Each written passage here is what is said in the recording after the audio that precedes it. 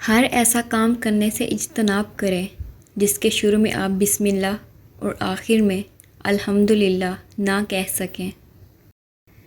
لوگوں کی مثال ان پرندوں جیسی ہے جو شجر کو سوکھتا دیکھ کر کہیں اور آشیانہ بنا لیتے ہیں۔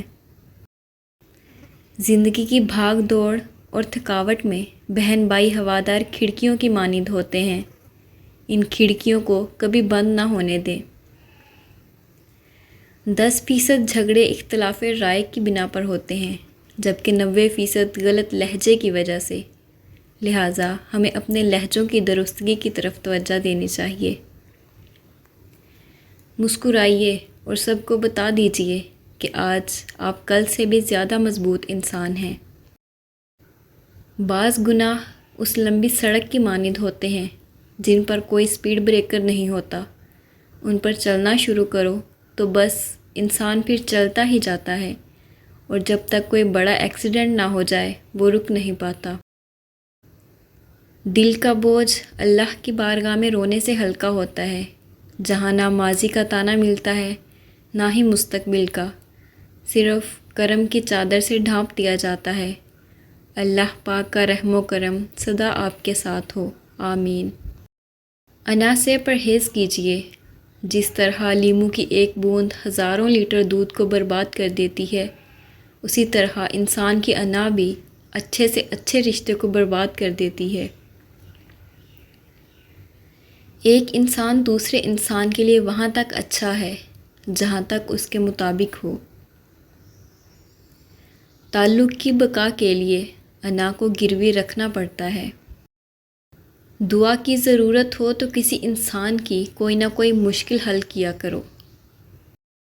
کسی شخص کی مدد کرنے کا سب سے آسان طریقہ یہ ہے کہ آپ اسے اچھے لفظوں کا تحفہ دیں جس سے اس کا حوصلہ بڑھے۔ آپ کے 2 میٹھے بول کسی کی زندگی بھر کی تھکن کو کم کر سکتے ہیں، لہٰذا ہمیشہ مسکرائیے اور نفرتوں کے اس جہاں میں محبتوں کو فروغ دیجیے۔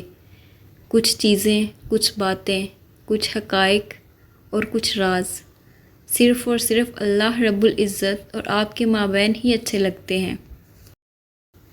کبھی کبھار جان سے پیارے لوگ بھی ہماری ذات اور جذبات کی اس قدر خوبصورتی سے تذلیل کر جاتے ہیں کہ جب وہ لمحے دماغ میں گردش کرتے ہیں تو ہماری روح تک لرز جاتی ہے۔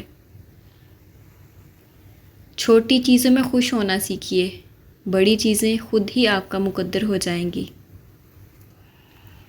کسی کو دیا ہوا ایک آنسو زندگی کی ساری عبادت پر پانی پھیر سکتا ہے۔ نہایت احتیاط کریں۔ انسان ہارتا تب ہے جب وہ ہار مان لیتا ہے۔ جب تک وہ ہار نہ مانے تب تک دنیا کی کوئی طاقت اسے ہرا نہیں سکتی۔ کبھی کبھی زندگی اس جگہ آ پہنچتی ہے جہاں سے کوئی راستہ نظر نہیں آتا اور واپسی کا کوئی تصور نہیں ہوتا۔ پھر دعاؤں سے معجزے ہوتے ہیں، کن فیکون سے تقدیر بدل جاتی ہے۔ بس صبر اور اللہ پر بھروسہ ضروری ہے۔ زبان الفاظ کہتی ہے لیکن لہجہ سچ بتاتا ہے۔